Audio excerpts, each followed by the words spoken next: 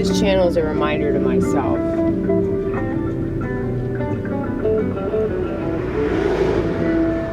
And maybe it can be a reminder to other people too.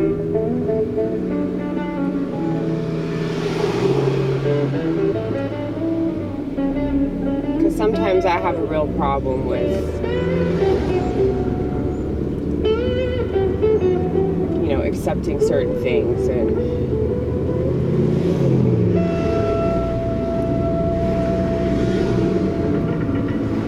I think one of the main like focal points of this is like, you know, me trying to do whatever I possibly can with my time and with my artistic abilities. And it's crazy if I were to like chronicle everything. I mean, I guess that's what this is. It's some sort of archive. But like if I were to go back and watch, you know, old videos, which I won't fucking do. I don't want to do this. Because I'm already like doing that mentally.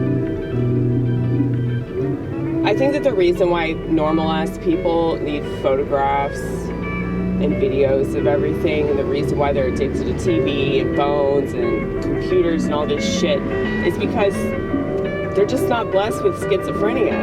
And I know it probably sounds very odd that I would consider this to be a blessing, but it's like I'm able to remember things that happened a long time ago.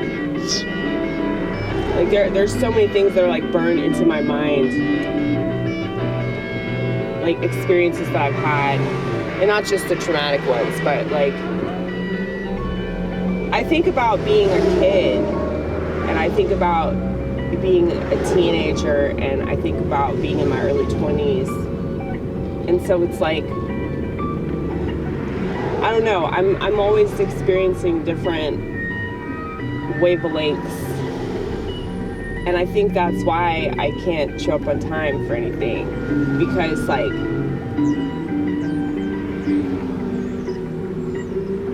it's like my mind is always processing memories and feelings and thoughts, and I hate how it just sounds like this excuse. I hate how if I say like, oh, I'm neurodivergent, man, you know, like it's just a way for me to get out of like having to live a more boring, regimented life that revolves itself around rules and regulations and time structures and everything. You know, but it's just not the way that my mind is. But I realized the fact that if everybody's mind was like this, nothing would work, you know? If we were all on CP time, nothing would get done.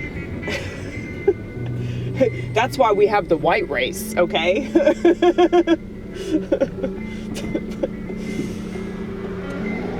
Most people aren't cultured enough to even catch that. CP time stands for colored people time.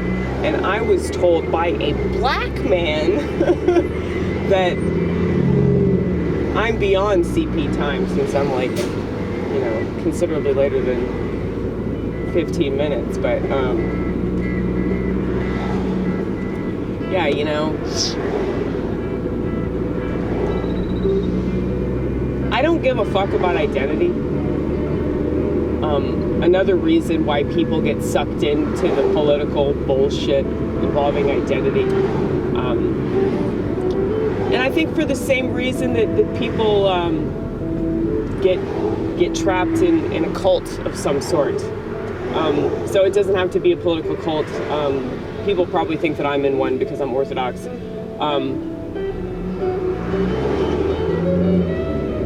Well, the thing is, the Orthodox people, like, they don't reject you if you're not, like, doing everything Orthodox, you know? Like, For example, fasting. We fast in the Orthodox Church every Wednesday and Friday. We don't eat any animal products or olive oil, no wine. And yeah, there are some people in there that don't adhere to that for whatever reason. You know, their diet, maybe they forget from time to time. I mean, our priest admitted the fact that he was ordering something in a drive-thru and forgot that it was Friday. You know, like, it's possible for a priest to forget that it's Friday, okay? He's still human. But yeah, like, there are a lot of people that are really obsessed with the rules, you know? That's not why I'm fucking Orthodox, I'll tell you that. I see it as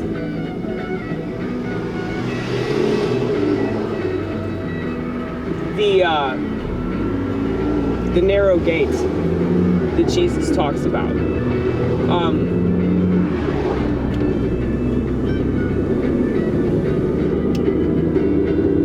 So like,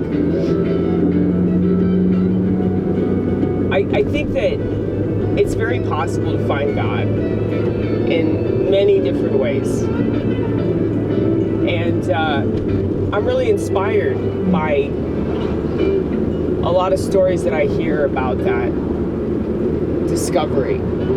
And I think that's another reason why I do this channel. And when I started, if you look below, one of the channels that I feature is Aimless, which is very clever. My name is Amy, and I seemingly have no direction. Yeah, I started that when I had started doing comedy. And boy, oh boy, has my life drastically changed. When I started doing stand-up, in case you don't know, in case you're not familiar, comedy is probably the most narcissistic, secular art form. For understandable reasons. I think that most comedians, if not all of them, have some narcissistic tendencies. They're definitely on the narcissism spectrum. I mean, we all have narcissism, but like, I would say that comedians are probably a lot worse about that. I mean, if they have to get up on stage and validate themselves that particular way. And I see this with musicians and podcasters and, you know, public speakers and teachers. People in authority positions. You know, it's real easy to see that. Like, once you start to pay attention to, like, personality problems, you'll see that. You won't be able to unsee it. And you'll spot it immediately with people too.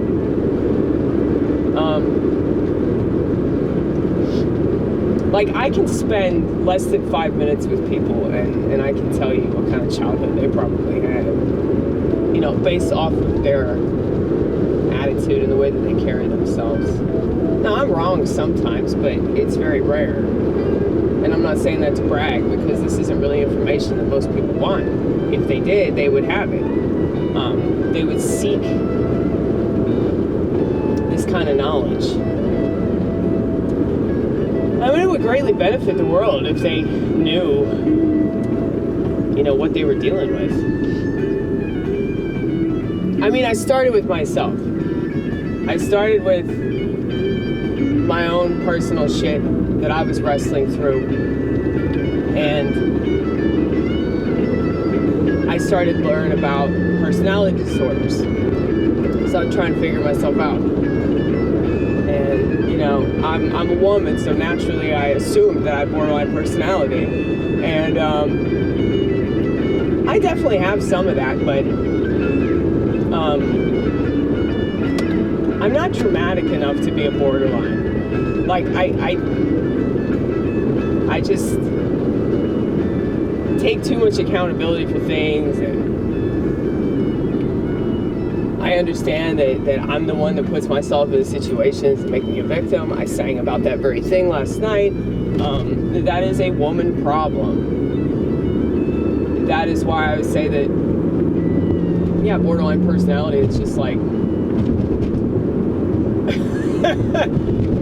is she a borderline or is she just a woman? You know? Because it's like, yeah, they're very dramatic.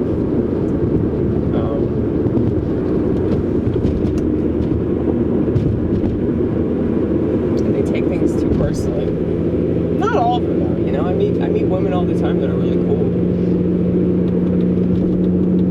Why do you think I'm attracted to them? I mean, I'm trying to like curb the way I talk about this, and not because I'm worried that people are gonna think I'm a cunt, but because of the fact that, like, I don't want to look at women the way that I always have. Like, I am a very sexist person, and it's kind of awkward because of, you know, my my lifestyle, I guess. Because, like, you know, it seems hypocritical, does it not? Don't think I don't see that. Yeah, like, I am very lucky to live in a country that doesn't oppress me the way that Afghanistan would oppress me. Thank you for the turn signal, Camry. That was so sexy. That was so sexy, man. I wish I could see that in slow motion. But get me wet. Anyway, yeah, so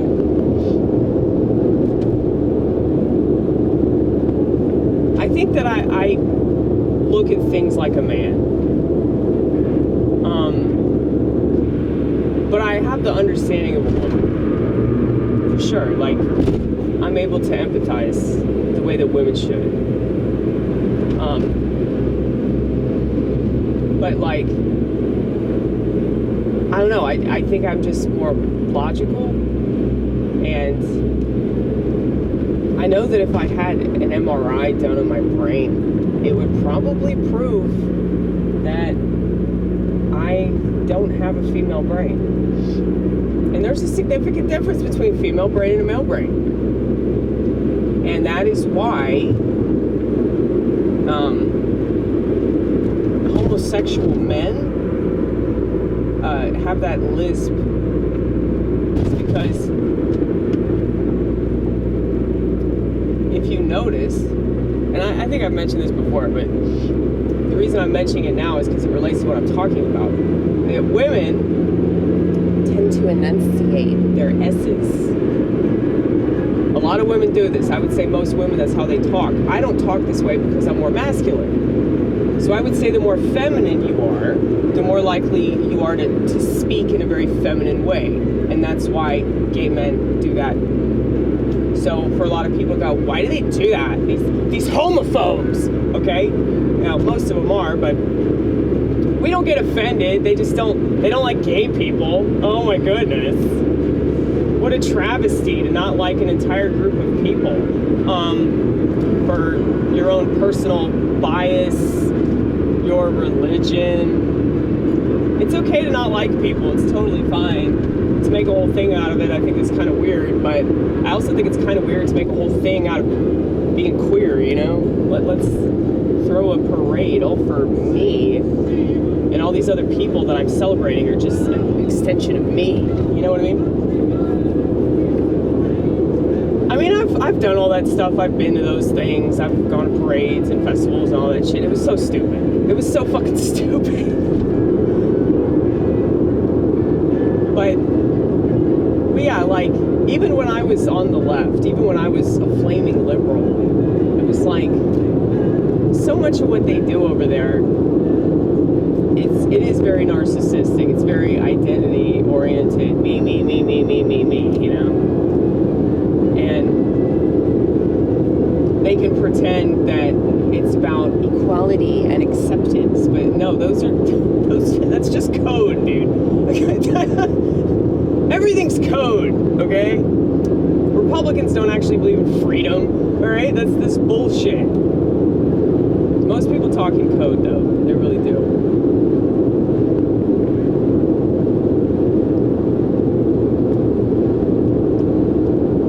But anyway. Yeah, so I think that trans people are actually right. When it comes to like the gender sexuality issue, I think that they're a lot more real about that one, because I think that there's definitely like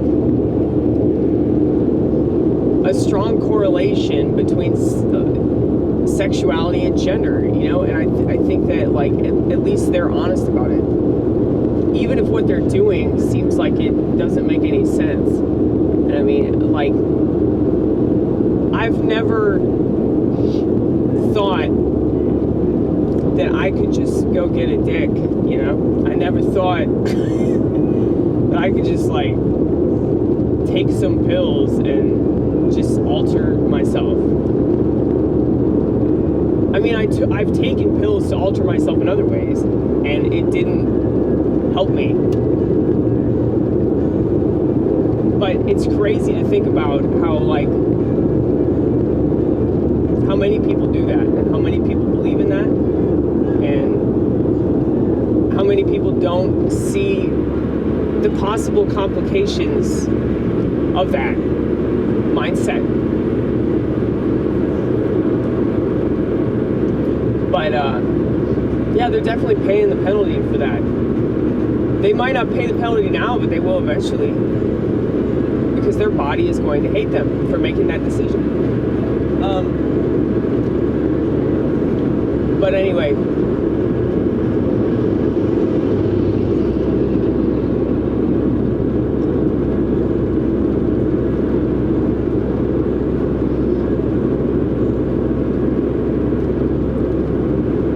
yeah, so when I started doing stand-up, like, I was still pretty liberal, and I tried to reject my faith. I've had faith all my life, but it wasn't Christian faith, it was very pagan.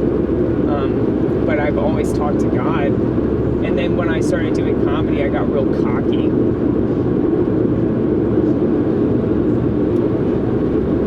And that cockiness landed me in the damn psych ward because I, you know, just had crippling anxiety. Because I became convinced that I was going to die. Like, my hypochondria was magnified, and you know, I was just obsessively going to doctors and shit, and y'all know how much I hate doctors, and I had a general practitioner actually prescribe me medication because my anxiety was through the roof. And you know, I think I took it like 2 days. I took it for 2 days. I still have it too.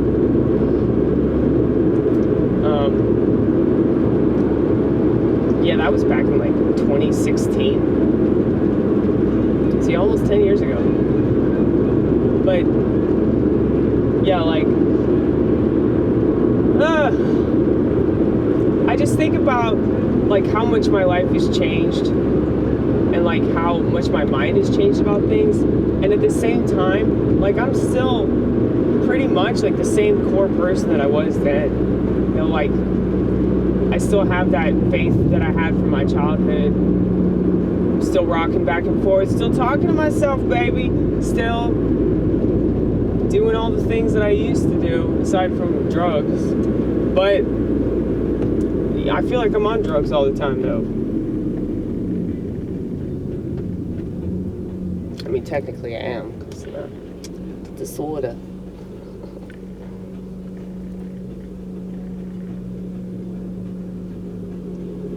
You know, we're real lucky to be able to understand the inner workings of our mind. You know, because many people don't seem to have any interest in this. And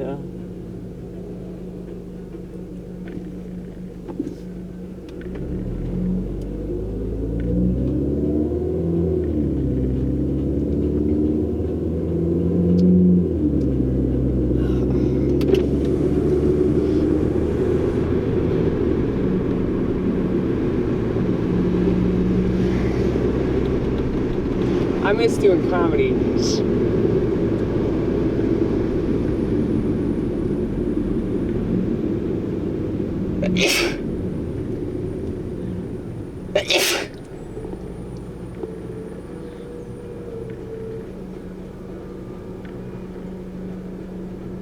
But, you know, I had to take a break from it. I've had to take a break from a lot of stuff. I realized that that's just the way I roll. That I'll do something excessively, and then I'll just stop for a while. I mean, it's the same thing with drugs and alcohol. I did the same thing with cigarettes. Got to fall out to fall back in. You know, I guess that's why I pretended to not believe in God for the time that I did.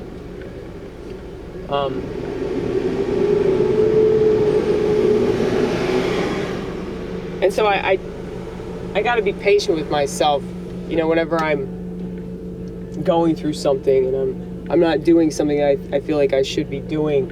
It's like, well, maybe I'm not supposed to be doing it. It occurred to me yesterday,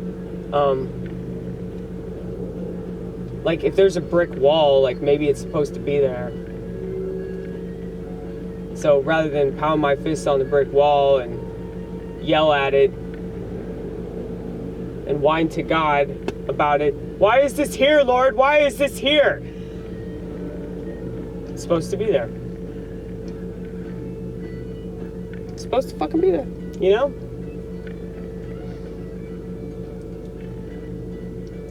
And if I just trust the process and if I just accept it for what it is, rather than fight it, I feel like I have to figure it out. I mean, I will figure it out eventually if I just trust that. If I trust that eventually it will make sense to me. And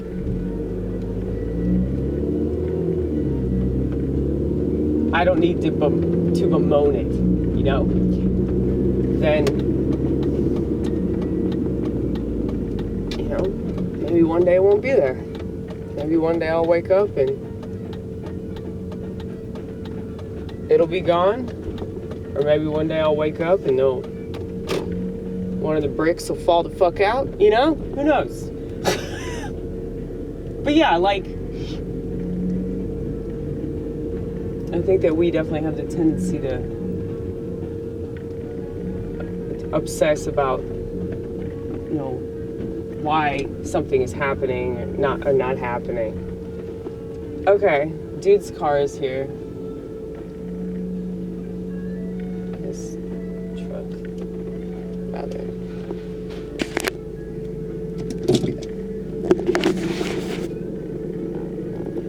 The dude that I told you about that relapsed.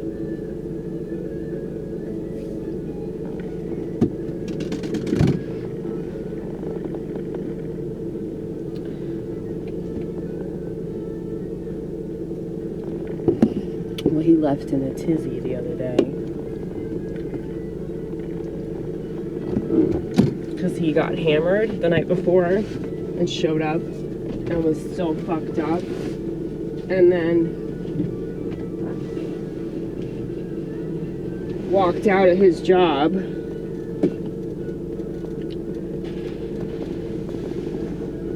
As people tend to do when they're fucked up.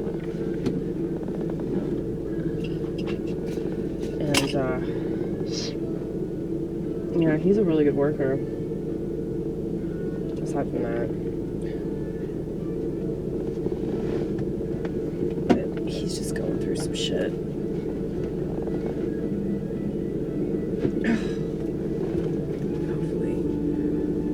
Hopefully he'll figure it out.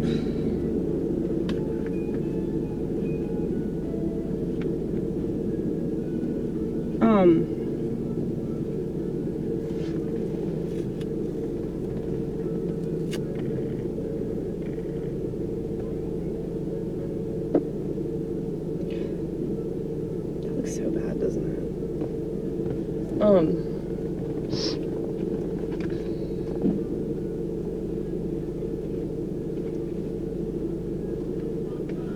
Yeah, there's so much that has changed, and so much has changed about my life. So I'm trying to be patient about whatever phase I'm going through. Like, you know, maybe this is just something I have to go through to get to the next phase. And it's uncomfortable, it's painful, but it's nowhere near as nerve-wracking as it used to be, you know? It used to make me real nervous, but things don't really make me nervous anymore because I trust God. That doesn't mean that I don't have fear. That doesn't mean that I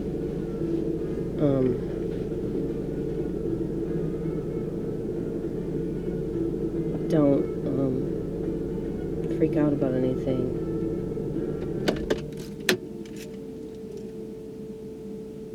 But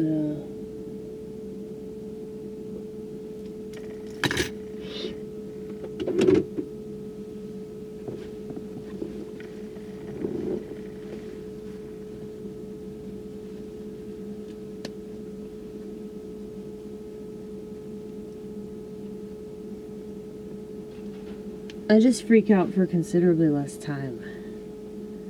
You know? That's the most you can hope for, right? That's the most you can hope for, that. And you get more and more understanding, and then you get more and more patient, and then you get less and less troubled by things. So, yeah. Was that a good philosophical video? I hope so.